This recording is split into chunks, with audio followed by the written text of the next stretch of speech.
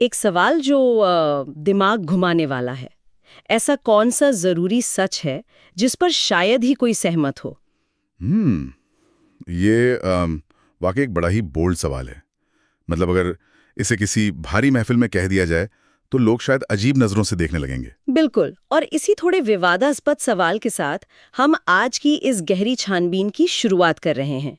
आज का हमारा आधार एक ऐसी किताब है जिसने स्टार्टअप और बिजनेस की दुनिया में एक अलग ही दिशा तय की है। हाँ, हम बात कर रहे हैं पीटर थियल और ब्लेक मास्टर्स की मशहूर किताब zero to one notes on startups और how to build the future की। सही कहा। इस छानबीन का हमारा मिशन बिल्कुल साफ है।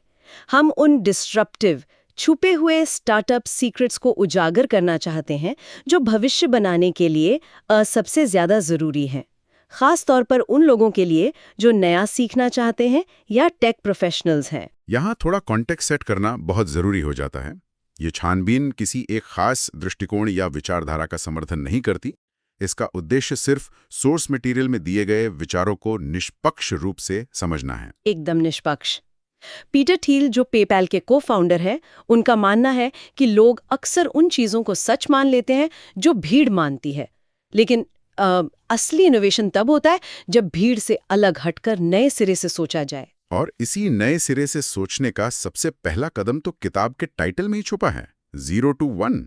तो आइए इस बुनियादी विचार को थोड़ा और समझते हैं कि आखिर प्रोग्रेस यानी विकास होता कैसे है। सोर्स मटेरियल के मुताबिक विकास दो तरह का होता है। एक है 1 to n और दूसरा है 0 to 1। इसे एक आसान उदाहरण से देखा जा सकता है। मान लीजिए किसी के पास एक टाइपराइटर है। ठीक है। अब अगर कोई उस टाइपराइटर को देखकर उसकी नकल बनाता है और 100 नए टाइपराइटर बना देता है, तो ये 1 to n प्रोग्रेस है। इसे हॉरिजॉन्टल प्रोग्रेस या ग्लोबलाइजेशन कहते हैं। जो चीज़ पहले से बनी हुई है, बस उसे फैलाना। लेकिन अगर कोई उस टाइपराइटर से आगे बढ़कर एक बिल्कुल नया आविष्कार कर दे, जैसे वर्ड प्रोसेसर बना दे, तो ये 0 to 1 प्रोग्रेस है। ये वर्टिकल प्रोग्रेस है जिसे असूलन टेक्नोलॉजी कहा जाता है। इसमें जो सबसे हैरान करने वाली बात सामने आती है वो ये कि हमारे आसपास का समाज अक्सर भविष्य को सिर्फ ग्लोबलाइजेशन के रूप में देखता है। लोगों को लगता है कि गरीब देशों को सिर्फ विकसित देशों की नकल करनी है। पर सोर्स मटेरियलिस्ट इस पर एक बहुत ही गहरा और थोड़ा डरावना आकलन देता है। नई टेक्नोलॉजी के बिना सिर्फ ग्लोबलाइजेशन एक बहुत बड़ा पर्यावरण संकट यानी एनवायरमेंटल डिजास्टर बन सकता है। जरा सोचिए, अगर दुनिया के सभी विकासशील देश बिना किसी नई टेक्नोलॉजी के पुराने तरीकों से विकास करेंगे तो धरती के सारे रिसोर्सेज तो यूं ही खत्म हो जाएंगे। बिना नई टेक्नोलॉजी के पुराने तरीकों को फैलाना तबाही लाएगा। ये सच में एक बहुत बड़ा माइंडसेट शिफ्ट है। इसका मतलब भविष्य सिर्फ पुरानी चीजों को दोहराने में नहीं है, बल्कि कुछ बिल्कुल नया और अनोखा बनाने में है। और यही वजह बताई गई है कि स्टार्टअप्स विकास के सबसे बड़े इंजन क्यों हैं। बड़े ऑर्गेनाइजेशंस या सरकारी विभाग आसानी से नए रिस्क नहीं लेते हैं। उनका सिस्टम इतना धीमा होता है कि वहां नया सोचना लगभग नामुमकिन हो जाता है। दुनिया को बदलने का काम अक्सर छोटी पर समर्पित टीम्स ही करती हैं। बिल्कुल।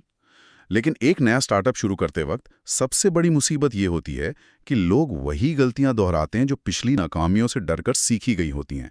जैसे 1990 के दशक के आखिर में जो .com बबल फटा। उस बबल ने कुछ आम धारणाएं लोगों के दिमाग में बैठा दी।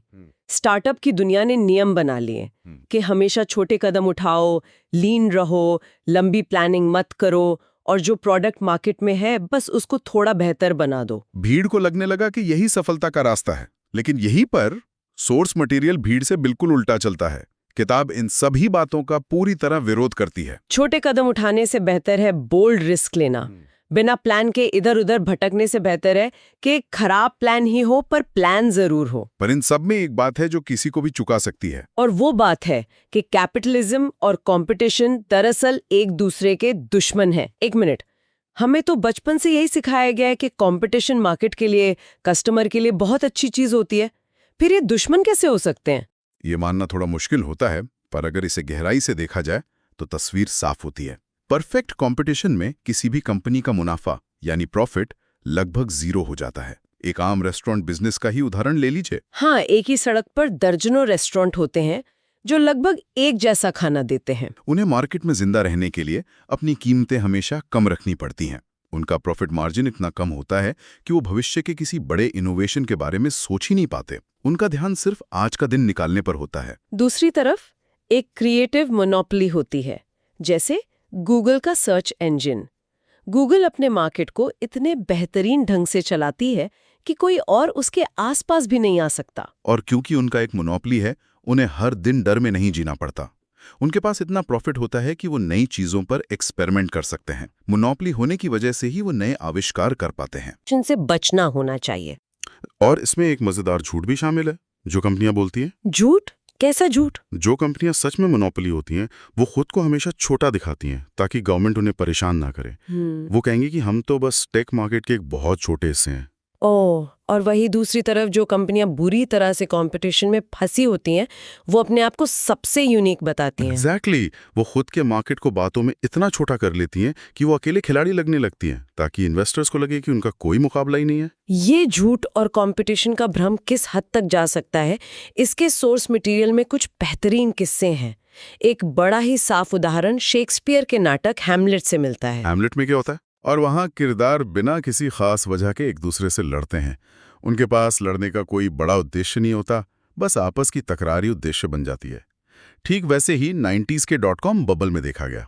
जैसे वो pets.com और ऐसी बाकी कंपनियां जो एक जैसे प्रोडक्ट्स के पीछे बुरी तरह लड़ रही थीं। उनका फोकस कस्टमर या प्रोडक्ट नहीं था, उनका फोकस सिर्फ एक दूसरे को हराना था। और इस तकरार का एक और हैरानगेज किस्सा पेपैल और X.com के बीच की शुरुआती दुश्मनी का है। ये दोनों कंपनियां एक ही बिल्डिंग के आसपास थीं और इनका प्रोडक्ट लगभग एक जैसा था। Digital payments.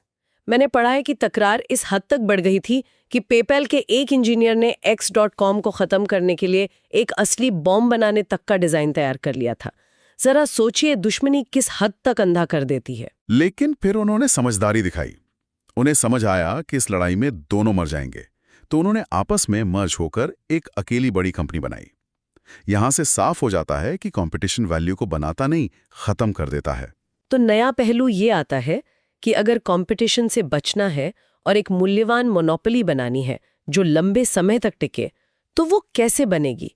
सिर्फ वैल्यू क्रिएट करना काफी नहीं है, उसे अपने पास बरकरार रखना भी जरूरी है। यहाँ ट्विटर और न्यूयॉर्क टाइम्स की वैल्यू का कंपैरिजन बड़ा सटीक बैठता है। जब ट्विटर पब्लिक हुआ था तो उसकी वैल्यूएशन $24 बिलियन आकी गई थी, जबकि न्यूयॉर्क टाइम्स की वैल्यूएशन उससे कई गुना कम थी। हालांकि उस वक्त न्यूयॉर्क टाइम्स अच्छा मुनाफा कमा रहा था और ट्विटर नुकसान में चल रहा था। ऐसा क्यों? इसका सीधा सा जवाब है फ्यूचर कैश फ्लोज। इन्वेस्टर्स आज का मुनाफा नहीं देखते, वो ये देखते हैं कि कौन सी कंपनी आगे चलकर टिकाऊ रहेगी और मोनोपोली बनेगी। और सोर्स मटेरियल कहती है कि एक सफल मोनोपोली बनाने के 4 अहम स्तंभ होते हैं। पहला स्तंभ है प्रोप्राइटरी टेक्नोलॉजी, यानी जो टेक्नोलॉजी बनाई जाए वो मौजूदा सोल्यूशन से कम 10 गुना बेहतर होनी चाहिए। अगर वो सिर्फ थोड़ी सी बेहतर है तो लोग अपनी आदत नहीं बदलेंगे। जैसे पेपाल ने ईबे पर पेमेंट के तरीके को फिजिकल चेक भेजने के मुकाबले 10 गुना फास्ट और आसान बना दिया था। दूसरा स्तंभ है नेटवर्क इफेक्ट्स। इसका मतलब है कि कोई प्रोडक्ट तब और बेहतर होता जाता है जब ज्यादा लोग इसका इस्तेमाल करते हैं। फेसबुक इसका सबसे बड़ा उदाहरण है। लेकिन इसकी एक शर्त होती है, इसे शुरू करने के लिए एक बहुत ही छोटे यूजर बेस की जरूरत होती है। फेसबुक ने पूरी दुनिया के लिए एक साथ शुरुआत नहीं की थी, सिर्फ एक कॉलेज कैंपस से की थी। तीसरा स्तंभ है इकोनॉमीज ऑफ स्केल। जैसे जैसे कंपनी बड़ी होती है उसका प्रति यूनिट खर्च कम होता जाता है। सॉफ्टवेयर बिजनेसेस इस पर पूरी तरह खरे उतरते हैं, क्योंकि एक सॉफ्टवेयर बनाने के बाद उसकी कॉपी बनाने का खर्च लगभग 0 होता है। और चौथा स्तंभ है ब्रांडिंग, अपने ब्रांड पर पूरा कंट्रोल होना। जैसे एप्पल, उनका हार्डवेयर, सॉफ्टवेयर, स्टोर्स और पैकेजिंग पर पूरा नियंत्रण है। एक मजबूत ब्रांड के बिना मोनोपोली बनाना लगभग नामुमकिन है। इन चारों स्तंभों को देखने के बाद एक बड़ा झोल सामने आता है। आजकल स्टार्टअप की दुनिया में हर कोई किसी न किसी मार्केट को डिसरप्ट करने की बात करता है, लेकिन सोर्स मटेरियल सिखाता है कि डिसरप्शन के चक्कर में मत पड़ो। डिसरप्शन पर जोर देना असल में नुकसान पहुंचाता है, क्योंकि डिसरप्शन का मतलब है पुरानी कंपनियों से लड़ना। जब किसी का पूरा ध्यान पुरानी कंपनियों को हराने पर होता है तो वो कुछ नया नहीं बना रहा होता, वो बस उस लड़ाई का हिस्सा बन जाता है। इसके बजाय शुरुआत हमेशा एक बहुत ही छोटे मार्केट से करनी चाहिए। एक ऐसा मार्केट जो इतना छोटा हो कि बड़ी कंपनियों का उस पर ध्यान ही ना जाए। और उस छोटे मार्केट पर पूरी तरह कब्जा जमाना चाहिए। एक मोनोपोली बनने के बाद नए मार्केट्स में फैलना चाहिए। Amazon ने ठीक यही किया था। उन्होंने शुरुआत सिर्फ किताबों से की थी। किताबें पैक करने में आसान थीं और सब एक जैसी होती थीं। जब किताबों के मार्केट पर कब्जा हो गया, तब जाकर वो सीडीज और बाकी चीजों की तरफ आगे बढ़े। ये बात बहुत ही तर्कसंगत लगती है, पर यहाँ एक सवाल है, क्या किसी स्टार्टअप की सफलता सिर्फ किस्मत होती है? क्या ये एक लॉटरी टिकट की तरह है, या इसमें स्किल और प्लानिंग का हाथ होता है? कुछ मशहूर लोग जैसे माल्कम ग्लैडवेल अक्सर सफलता को किस्मत या right place at the right time होने का नाम देते हैं। लेकिन अगर सफलता सिर्फ किस्मत होती, तो स्टीव जॉब्स या एलॉन मस्क जैसे सीरियल एंटरप्रेन्योर्स का क्या? वो बार बार अलग अलग इंडस्ट्री में नई कंपनियां बनाकर सफल नहीं होते। उनका बार बार सफल होना साबित करता है कि इंटेलिजेंटली डिजाइन किया गया प्लान जरूरी है। इस मुद्दे पर सोर्स मटेरियल में डेफिनेट ऑप्टिमिज्म और इनडेफिनेट ऑप्टिमिज्म का जिक्र किया गया है। इनडेफिनेट ऑप्टिमिज्म का मतलब है कि भविष्य बेहतर होगा, पर कोई ठोस प्लान नहीं है। आज की दुनिया में बहुत से लोग ऐसे ही काम करते हैं, बिना किसी लंबे प्लान के बस चीजों को थोड़ा थोड़ा बदलते रहते हैं, जैसे A/B टेस्टिंग करना। वहीं दूसरी तरफ है डेफिनेट ऑप्टिमिज्म, यानी एक ठोस मजबूत प्लान के साथ भविष्य को खुद डिजाइन करना। यही एक सक्सेसफुल स्टार्टअप की बुनियाद होती है। और जब हम ठोस प्लान की बात करते हैं, तो बात आती है सीक्रेट्स, यानी राजों की। क्या आज की इस मॉडर्न दुनिया में अभी भी ऐसे राज बचे हैं जिन्हें खोजा जाना बाकी है? इसको समझाने के लिए अन्ना बॉम्बर का एक अजीब उदाहरण दिया गया है। उसका मानना था कि इंसान के पास अब कोई मुश्किल लक्ष्य नहीं बचे हैं। उसके हिसाब से या तो बहुत आसान काम बचे हैं या बिल्कुल असंभव। एक बीच में एक बहुत बड़ी जगह है जहां सीक्रेट्स छुपे होते हैं। उबर और एयरबीएनबी जैसी कंपनी इसका सबसे अच्छा उदाहरण है। एयरबीएनबी ने देखा कि लोगों के पास खाली कमरे पड़े हैं और दूसरी तरफ लोगों को सस्ते में रुकने की जगह चाहिए। किसी और ने इस पर ध्यान नहीं दिया था। ये एक राज था जो सबके सामने था, बस उसे देखने का नजरिया चाहिए था। अगर मान लिया जाए कि दुनिया में अब कोई राज नहीं बचे, तो कुछ नया खोजा ही नहीं जा सकता। और जब कोई ऐसा राज मिल जाता है, तो वेंचर कैपिटल का पावर लॉ काम आता है, जिसे हम फॉलो द मनी भी कह सकते हैं। आम तौर पर सिखाया जाता है कि अपने रिस्क को बांट लो। लेकिन पावर लॉ बताता है कि किसी भी पोर्टफोलियो में एक सफल कंपनी का मुनाफा बाकी सारी फेल हुई कंपनियों के नुकसान से कहीं ज्यादा बड़ा होता है। वेंचर कैपिटलिस्ट का पूरा फंड सिर्फ एक या दो ऐसी कंपनियों पर निर्भर करता है जो एक्सपोनेंशियल ग्रोथ दिखाती हैं। इसका आम लोगों के लिए क्या मतलब निकलता है? सबक ये है कि हर किसी को अपना खुद का स्टार्टअप शुरू करने की जिद नहीं करनी चाहिए। इससे बेहतर फैसला ये हो सकता है कि जब कोई ऐसी तेजी से बढ़ती हुई मोनोपोली दिखे जो 0 to 1 जा रही हो, तो उस कंपनी का हिस्सा बन जाए। इन सब बातों को जमीन पर उतार कर देखें तो समझ आता है कि जिन लोगों ने इन बुनियादी बातों पर ध्यान नहीं दिया, उन्होंने कितना बड़ा नुकसान उठाया। पिछले दशक का क्लीन टेक बबल इसका सबसे बड़ा सबूत है। हजारों करोड़ों रुपए ऐसी कंपनियों में लगाए गए जो सोलर पैनल्स या नई ग्रीन एनर्जी पर काम कर रही थीं, पर आखिर में उनमें से ज्यादातर डूब गई। उनके फेल होने की सबसे बड़ी वजह ये थी कि उन्होंने सिर्फ एक पॉपुलर ट्रेंड को फॉलो किया। उन्हें लगा कि साफ पर्यावरण जैसी अच्छी बातों के पीछे वो अपने बिजनेस की कमजोरियों को छुपा लेंगे। पर वो कमजोरियां तब पकड़ी गईं जब उन पर 7 अहम सवाल दागे गए। किताब कहती है कि किसी भी ग्रेट बिजनेस प्लान को इन 7 सवालों के ठोस जवाब देने होते हैं: engineering, timing, monopoly, people, distribution, durability और 7वां सबसे जरूरी सवाल, सीक्रेट। क्लीन टेक बबल की ज्यादातर कंपनियों के पास इन 7 सवालों में से एक का भी ठीक जवाब नहीं था। वहीं दूसरी तरफ टेस्ला का उदाहरण देखिए, जिसने इन 7 सवालों के बिल्कुल ठोस जवाब दिए। उनकी टेक्नोलॉजी बेहतरीन थी, उन्होंने पहले सिर्फ महंगी स्पोर्ट्स कार के छोटे मार्केट से शुरुआत की। उनकी टीम कमाल की थी, उनका डिस्ट्रीब्यूशन नेटवर्क खुद का था। टेस्ला की सफलता इस बात का सबूत है कि किसी बिजनेस की बुनियाद सबसे जरूरी होती है। टील्स लॉ भी यही कहता है कि एक बार फाउंडेशन गलत पड़ जाए तो उसे ठीक नहीं किया जा सकता। शुरुआती को फाउंडर्स के बीच का रिश्ता एक शादी की तरह होता है। अगर उनमें पहले से अच्छी समझ नहीं है, तो आगे चलकर कंपनी को भारी नुकसान उठाना ही पड़ता है। और एक अच्छी कंपनी को दरअसल एक कल्ट की तरह होना चाहिए।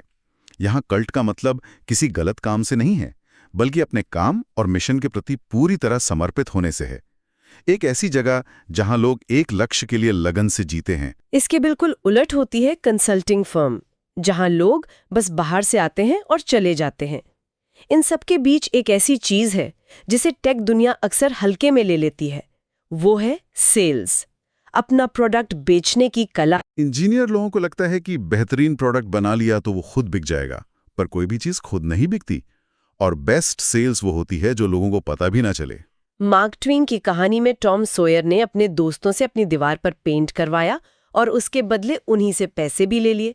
उसने पेंट करने को एक मजेदार काम बनाकर बेचा। सेल्स हमेशा छुपी हुई होनी चाहिए। और इसी के साथ एक और बड़ी गलतफहमी है कि कंप्यूटर्स इंसानों की पूरी तरह जगह ले लेंगे, पर सोर्स मटेरियल इस भ्रम को गलत मानता है। कंप्यूटर्स इंसानों को हटाने के लिए नहीं, बल्कि उन्हें कॉम्प्लीमेंट बनाने के लिए हैं। पेपाल का ईगोर सिस्टम इसका बेहतरीन उदाहरण है।